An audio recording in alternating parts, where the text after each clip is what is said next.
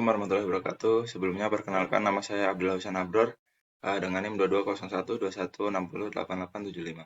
Saya dari kelompok 12 offering A22.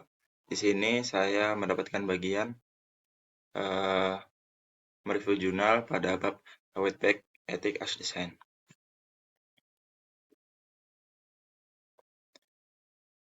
Berikut adalah poin-poin dari Whiteback Etika sebagai desain. Dalam berbagai disiplin ilmu yang berorientasi pada desain, seperti teknik, ada pengakuan bahwa desain juga merupakan bagian dari solusi untuk tantangan masyarakat. Contohnya Hastings Center Whiteback pada tahun 1996, yang mengemukakan konsep etika sebagai desain, menyoroti bahwa desain proses itu sendiri mencerminkan nilai-nilai etika. Ini menunjukkan bahwa penyelesaian masalah moral melibatkan proses merancang tanggapan yang mungkin. Namun dalam konteks pendidikan, terdapat kurangnya kesabaran terhadap perubahan teknologi, dengan seringkali menganggap perlawanan sebagai penolakan terhadap teknologi. Sebaliknya, ini bisa dilihat sebagai proses desain ulang. Pendekatan desain cenderung memandang tuntutan yang bersaing sebagai kebutuhan yang bisa dipenuhi melalui desain yang dipertimbangkan dengan baik. Contoh dalam teknologi pembelajaran menyoroti pentingnya aksesibilitas. Desain yang berorientasi pada kebutuhan hukum mungkin menghasilkan solusi yang kaku, sementara pendekatan desain universal seperti desain universal untuk pembelajaran menawarkan fleksibilitas yang lebih besar. Singkatnya, aksesibilitas dan fleksibilitas dalam teknologi pembelajaran bukanlah asumsi, melainkan hasil dari pertimbangan desain yang memahami kebutuhan beragam pengguna. Ini mirip dengan konsep Whiteback tentang desain dalam teknis, menunjukkan bahwa desain yang berfungsi dapat menghasilkan hasil sosial yang diinginkan, seperti peningkatan akses terhadap pembelajaran. Kemudian bab selanjutnya yaitu Design and Planning for Socially Desirable Result, atau desain dan perencanaan untuk hasil yang diinginkan secara sosial. Berikut ini adalah poin-poin yang saya ambil dari bab berikut.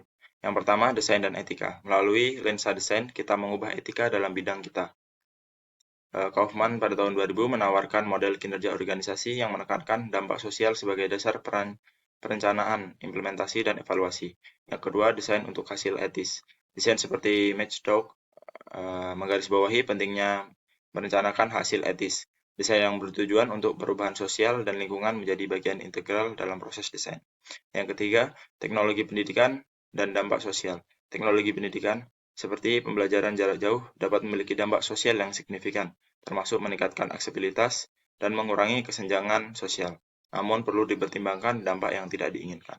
Yang keempat, pertimbangan desain yang kompleks. Contoh-contoh dari INII tahun 2011 menyoroti kompleksitas pertimbangan desain, termasuk bagaimana desain pendidikan dapat mempengaruhi stabilitas sosial dan mengurangi kesenjangan.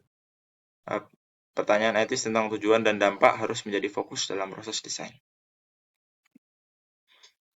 Kemudian bab yang terakhir yaitu so what do we do with this 3 touch point. Jadi apa yang kita lakukan dengan ini? 3 titik kontak.